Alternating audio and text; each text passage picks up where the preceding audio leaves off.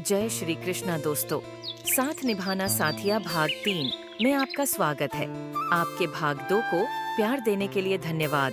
तो हमने पिछले भाग में देखा था कि किस प्रकार राशि ने कुकर से चने निकालकर खाली कुकर गैस पर चढ़ा दिया था, जिसकी खबर कोकिला को लग जाती है और वो राशि को बहुत डांट लगाती है, जिससे गुस्सा होकर राशि अपनी माँ से शिकायत करती है। हेलो मम्मी, क्या कर रही हो? हाँ बोल राशि दिकरा। तुम कुछ तो कलाकारी बताओ। मेरा वो कागड़ी जीना हराम करके रखी है, मैं क्या करूं? अरे मेरी माँ कभी अपनी दिक्कत का खुद कोई हल निकाल लिया कर, बस मेरे भरोसे रहती है। मम्मी क्या बहाने मारती रहती है, कभी तो मदद कर देती। अच्छा आज तक तो मदद करती आ रही हूँ, अब कितना करूँ? भूल मत, अगर मैंने कोई कलाकारी नहीं चलाई होती तो आज इस चौल में पड़ी रहती। और मैंने कैसे तेरी शादी कराई है मोदी भवन में भूल गई। तो जब गोपी की शादी के दिन सभी शादी में व्यस्त थे, उसी मौके का फायदा उठाकर उर्मिला जिगर के कपड़े पर जूस गिरा देती। अरे माफ करना बेटा, गलती से जूस गिर गया। कोई बात नहीं आंटी जी। आप जाकर उस कमरे में इसको साफ कर लीजिए, नहीं तो दाग पड़ जाएगा। जिगर फिर वहाँ से उर्मिला के कहने पर कमरे में कपड़े साफ करने चला जाता है। उसके अंदर जाते ही उर्मिला बाहर से दरवाजा बंद कर देती है और उस कमरे में राशि पहले से ही बैठी थी। जिगर राशि को देखकर दरवाजा पिटने लगा, लेकिन कोई दरवाजा खोलने नहीं आया। कुछ ही देर में उर्मिला राशि को ढूंढने लगी। राशि दिकरा, अरे ओ राशि दिकरा, अरे ओ राशि दिकरा, राशि दिकरा। ढूंढते ढूंढते उर्मिला ने धीरे से कमरे का दरवाजा खोल देती है। उसके बाद राशि और जिगर एक साथ बाहर आते हैं। उर्मिला ये देखकर जोर जोर से बोलने लगी।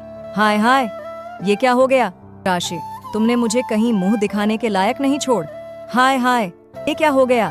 अब कौन मेरी बेटी से शादी करेगा? आप जैसा सोच रही हैं वैसा कुछ नहीं है। हाय हाय, अब मैं कहीं मुंह दिखाने के लायक नहीं रही। अब विवान जी, जब जिगर बोल रहा है कि किसी ने गलती से दरवाजा बंद कर दिया था, तो क्यों बात का बतंगर बना रही है? अब आप तो बड़े लोग हो ना, तो आपको क्या पता हम छोटे लोग का दुख? आपके लिए तो ये आम बात होगी। अगर ऐसी बात है तो मैं करूंगा राशि से शादी।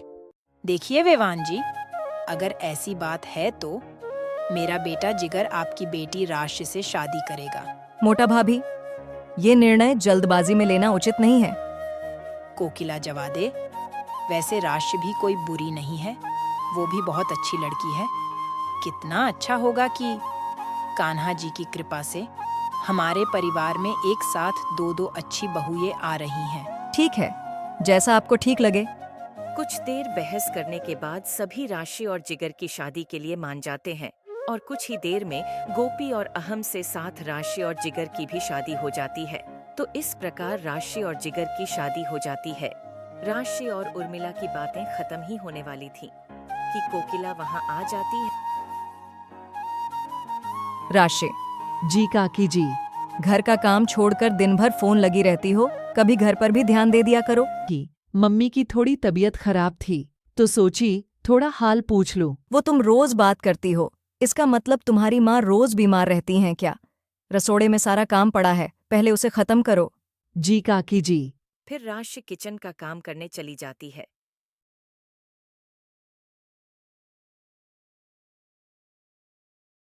कागड़ी हरदम पीछे पड़ी रहती है, कोई कलाकारी तो सोचनी पड़ेगी। फिर कोकिला वहां से गोपी के पास जाकर बोली।